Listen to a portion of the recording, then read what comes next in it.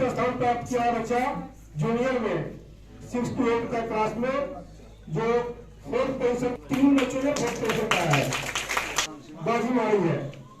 3rd position में भी 3 बच्चे हैं। अंकित बीबीए पब्लिक स्कूल ज्ञान में,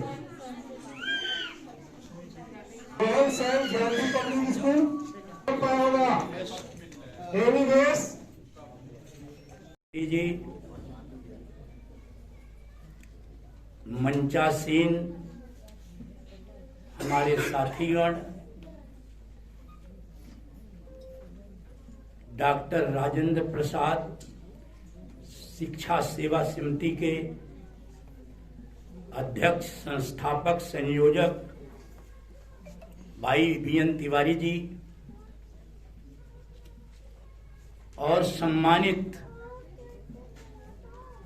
सभागार में उपस्थित भाइयों, बहनों, बेटियों और अभिभावकगण, पत्रकार साथीगण, आज सौभाग्य का विषय है कि डॉक्टर राजेंद्र प्रसाद शिक्षा सेवा समिति लाजपत राय महाविद्यालय में इस कार्यक्रम के आयोजित किया है और इस अवसर पर आप सभी साथी यहाँ उपस्थित हैं। मैं सभी का हार्दिक अभिनंदन करता हूँ, स्वागत करता हूँ। डॉक्टर राजेंद्र प्रसाद के बारे में सभी वक्ताओं ने आपको बताया होगा और आप लोग भी जानते होंगे। डॉक्टर राजेंद्र प्रसाद जी ईमानदारी, नैतिकता, सत्य और सहयोग की प्रतिमूर्ति थे। उनके अंदर समर्पण की भावना थी और जब भारत आजाद नहीं हुआ था और जब आपने वकालत पास की तो आपसे गोखले जी मिले और आपकी वकालत बहुत अच्छी चल रही थी। तो गोखले जी ने कहा कि आप जैसे विद्वान को स्वतंत्रता आंदोलन में भाग लेना चाहिए। डॉक्टर राजेंद्र प्रसाद जी ने कहा कि मैं तो यहाँ लोगों की सेवा कर रहा हूँ कानून के माध्यम से।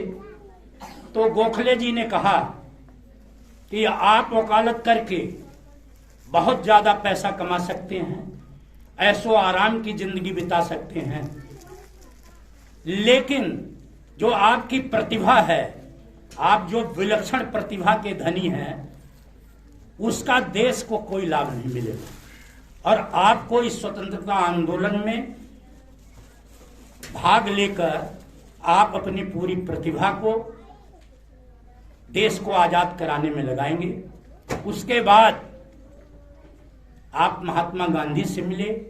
आप लोगों को पता है कि चंपारण आंदोलन के अंदर आपने बड़ा काम किया और गांधी जी के साथ लग गए। मेरा केवल इतना ही कहना है आज के संदर्भ में कि सैकड़ों साल में राजेंद्र बाबू जैसा व्यक्तित्व पैदा नहीं हो रहा है। वो लोग सत्य की प्रतिमूर्ति थे। वो राजनीति में भी सत्य, ईमानदारी, नैतिकता, सद्भाव, भाईचारा, प्रेम, न्याय और बंधुत्व की बात करते थे। वो संविधान सभा के अध्यक्ष थे और उसमें जो विश्व के संविधान है अध्ययन करके डॉक्टर अंबेडकर जी प्रारूप समिति के अध्यक्ष थे और आप उसके अध्यक्ष थे। उन्होंने बहुत सी चीजें उसके अंदर पिरोई संविधान के अंदर, जिससे आज हम लोग यहाँ पर उसी संविधान के माध्यम से बोल रहे हैं। आप 12 साल राष्ट्रपति रहे, लेकिन उनका सादगीपूर्ण जीवन रहा। और आज क्या हो रहा है? आज की स्थिति बदली हुई है। आज झूठ पर आधारित हो रहा मामला। ये लोग जो हमारे नेता थे वो सत्य बात करते थे, राजनीति में भी सत्य बात करते थे, सत्य को ही प्रतिष्ठापित करते थे। लेकिन आज क्या हो रहा है, कोई बात छिपी नहीं है। भारत आज किंग जोंग जो फर्स्ट नंबर पर है, 1 नंबर पर है तानाशाही में, और भारत 180 देशों में केवल 19 नंबर पीछे। कैसी भयावह स्थिति है जिसे हम आप लोग समझ नहीं पा रहे। और प्रेस की स्वतंत्रता खत्म हो गई है, जो चौथा स्तंभ है जिसको प्रतिष्ठापित किया था डॉक्टर राजेंद्र प्रसाद जी ने। तो हमें यह सोचना पड़ेगा, समझना पड़ेगा। ये जो बच्चे हैं हमारे, मैं तो बहुत बहुत धन्यवाद करता हूं बीएन तिवारी जी का कि ये प्रतियोगिता के माध्यम से राजेंद्र बाबू के बारे में इन बच्चों को बताते हैं, और इनके अंदर वो भाव पैदा करना है जो राजेंद्र बाबू के विचार थे। क्योंकि हम राजेंद्र बाबू के चित्र पर पुष्प अर्पित करके, यहाँ पर उनके बारे में थोड़ी बहुत बात बता करके हम उनके साथ न्याय नहीं करेंगे। जब तक उनके चरित्र पर हम नहीं चलेंगे तब तक न्याय नहीं हो सकता। उनका चरित्र क्या है उसे समझना होगा। आज नफरत का वातावरण है, असहिष्णुता का वातावरण है। हमें कहने में कोई दिक्कत नहीं है, और हमेशा ये बात बोलते हैं कि देश सत्य, अहिंसा और शांति से चल सकता है। भगवान बुद्ध से लेकर, महावीर से लेकर, चारवाक से लेकर, संत कबीर तक से लेकर जितने भी महान संत और विद्वान हुए हैं, उन्होंने हमेशा शांति का, सहयोग का, नैतिकता का, ईमानदारी का पाठ पढ़ाया, जैसा डॉक्टर राजेंद्र प्रसाद जी ने हमें बताया है। तो हम यहाँ से बात सुनकर जाएं और उसको अमल न करें तो वो बहुत ज्यादा कारगर नहीं हो सकती। हमें राजेंद्र बाबू को असली श्रद्धांजलि तभी है जब हम उनके बताए रास्ते पर एक कदम चलें, उनकी ईमानदारी को। उन्होंने एक बात और कही थी, उसे बताना चाहता हूँ। डॉक्टर राजेंद्र प्रसाद ने कहा था कि हम किसी मंजिल पर चल रहे हैं, और मंजिल पर चलते चलते अपनी मंजिल को प्राप्त करने जा ही रहे हैं। लेकिन उन्होंने कहा था उस मंजिल पर चलने का जो रास्ता है वो नेक होना चाहिए, ईमानदारी का होना चाहिए, जिससे किसी को कोई कष्ट न हो। तो आप लोगों ने मुझे यहाँ मौका दिया, बुलाया, मैं आप लोगों का धन्यवाद करता हूँ। और राठी जी, हमारे नरेंद्र भाई, ये हमारे बहुत पुराने मित्र हैं, साथी हैं, छोटे भाई हैं।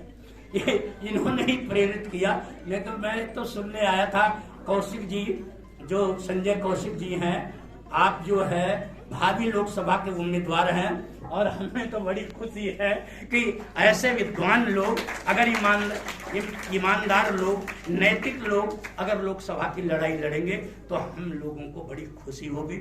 हम लोग जो है इनके साथ कंधा से कंधा मिलाकर रहेंगे। इन्हीं शब्दों के साथ आप लोगों का धन्यवाद करता हूं, और बच्चों को एक बात कहता हूं कि शिक्षा वह शक्तिशाली हथियार है जिससे हम दुनिया को बदल सकते हैं। इसलिए शिक्षा पर पूरा जोर देना। हमने इस पूरे क्षेत्र में निःशुल्क वाचनालय खोल रखे हैं, जिसमें IAS, PCS की तैयारी, CPMT, PMT की तैयारी, और जितनी भी नौकरियां हैं जो सरकारी हैं, वो सबकी पुस्तकें उपलब्ध हैं। आपके इस विद्यालय के साथ ही संत कबीर पुस्तकालय निःशुल्क चल रहा, जिसमें 50 बच्चे अब भी पढ़ रहे होंगे।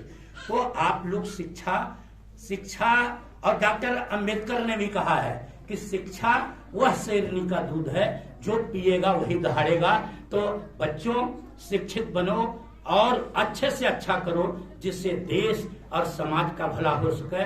इन्हीं शब्दों के साथ आप लोगों का पुनः अभिनंदन करता हूं, स्वागत करता हूं, और डॉक्टर राजेंद्र प्रसाद जी के चरणों में नमन करता हूं, वंदन करता हूं, और आशा करता हूं कि आप सभी लोग जो यहाँ पर उपस्थित हैं डॉक्टर राजेंद्र प्रसाद जी के बताए रास्ते पर चलेंगे, तभी हम उन्हें असली श्रद्धांजलि दे सकते हैं। बहुत बहुत धन्यवाद करता हूँ।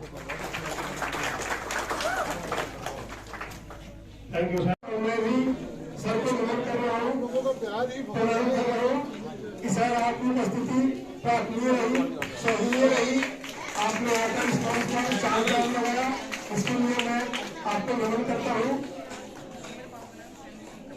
होगा तुझको चलना होगा, ओ नदी चले चले रे धारा चंदा, चले चले रे तारा, तुझको चलना होगा, तुझको चलना होगा, तुझको चलना होगा, तुझको चलना होगा। हो जीवन कहीं भी ठहरता नहीं है, जीवन कहीं भी ठहरता नहीं है, आंधी से तूफान से डरता नहीं है, आंधी से तूफान से डरता नहीं है। तू ना चलेगा तो चल देंगी राहें, तू ना चलेगा तो चल देंगी राहें, मंजिल को तरसेंगी तेरी निगाहें, तुझको चलना होगा, तुझको चलना होगा, तुझको चलना होगा, तुझको चलना होगा। Thank you. ना अपना अभिवादन, उनका स्वागत, और इसी के साथ जो है सब बधाई के पास सब बच्चों को पहले मैं बधाई देना चाहूंगी कि उन्होंने राजेंद्र प्रसाद सेवा समिति द्वारा आयोजित जो भाषण प्रतियोगिताएं होती हैं, जो समय समय पर ये करवाती है, और निबंध लेखन प्रतियोगिता, सामान्य ज्ञान प्रतियोगिता और भी बहुत सी प्रतियोगिता आयोजित की जाती हैं इस सेवा समिति के द्वारा। तो उसमें भाग जो बच्चे लेते हैं वो सब बहुत बधाई के पात्र हैं।